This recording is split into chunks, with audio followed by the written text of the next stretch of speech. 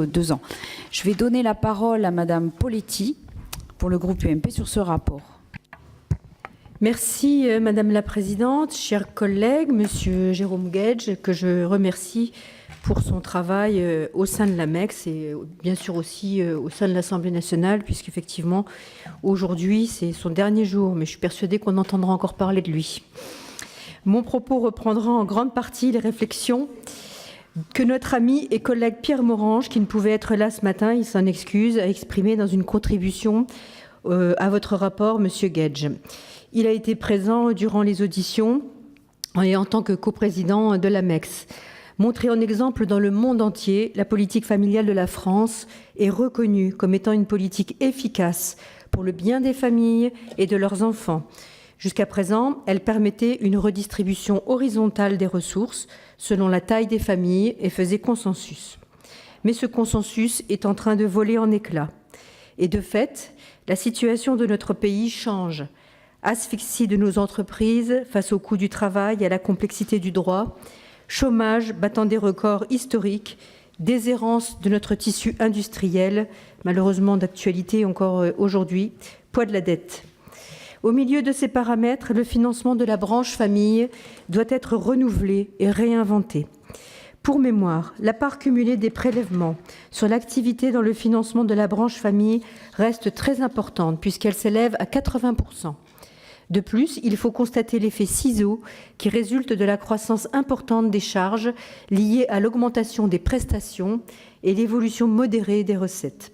Cette évolution aboutit à une fragilisation du financement de la branche famille, la Cour des comptes évoquant dans son rapport d'étape un financement brouillé et à la difficulté de soutenabilité de la politique familiale. En clair, les entreprises s'acquittent chaque année de 35 milliards d'euros de cotisations familiales, ce qui représente 62% du financement de la branche famille, le reste provenant de la CSG et divers impôts et taxes. Malgré ces ressources, la branche famille affiche un déficit de 2,8 milliards d'euros qui devrait être contenu à 3,2 milliards en 2014. Dans ce contexte, le rapport qui nous est aujourd'hui présenté ne répond pas aux enjeux actuels. Premièrement, ce rapport ne tranche pas la question de l'affectation d'une recette pérenne et dynamique à la branche famille, pas plus d'ailleurs que le Premier ministre ne l'a fait lors de sa déclaration de politique générale, alors qu'il a annoncé une baisse importante des cotisations patronales famille. Si ces annonces sont suivies d'actes, nous disons chiche. Mais considérant les habitudes prises par la majorité en matière de politique familiale, on ne peut que s'interroger. Le ciblage des baisses de charges sur les cotisations famille signe-t-il un nouveau désengagement de l'État envers les familles ? La réforme des allocations familiales effectuée dans le PLF et le PLFSS, c'est déjà un effort de 1,5 milliard d'euros pour les familles des classes moyennes. Le Premier ministre a tenu à rassurer l'Assemblée en assurant que la branche famille se verrait attribuer de nouvelles sources pérennes. Lesquelles ?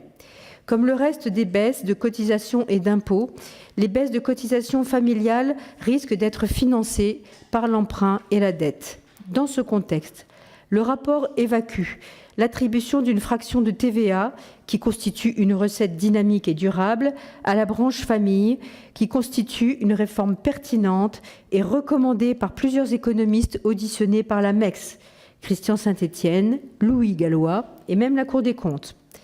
Deuxièmement, ce rapport ne propose pas non plus de pistes de réforme concrètes pour améliorer le rapport coût-efficacité de la branche famille et n'évoque aucune mesure d'économie ou de rationalisation budgétaire.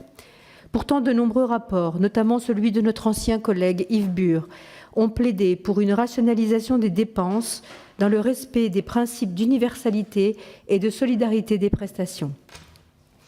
En outre, je rappelle que le Premier ministre, M. Manuel Valls, a annoncé que dans le cadre du plan d'économie de 50 milliards d'euros, la poursuite de la modernisation de la politique familiale devrait permettre de réaliser 0,8 milliard d'euros d'économies et que les caisses de sécurité sociale devraient dégager 1,2 milliard d'économies grâce à la dématérialisation et une meilleure articulation entre les différents organismes.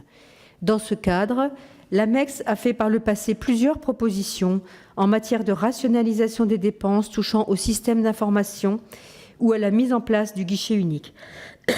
Troisièmement, ce rapport ne contient aucune proposition pour améliorer la compétitivité de notre économie, alors même que cette problématique est cruciale aujourd'hui et qu'elle est profondément liée à celle du coût du travail, comme en témoignent les orientations du gouvernement en matière de baisse du coût du travail. Clairement, nous avons affaire à un rapport inachevé.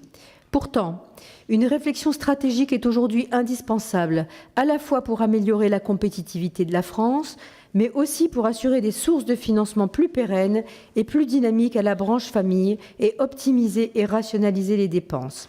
C'est pourquoi le groupe UMP votera la publication de ce rapport en précisant que nous sommes contre ses conclusions. Et je crois savoir que Pierre Morange s'est abstenu lors du vote à la MEX.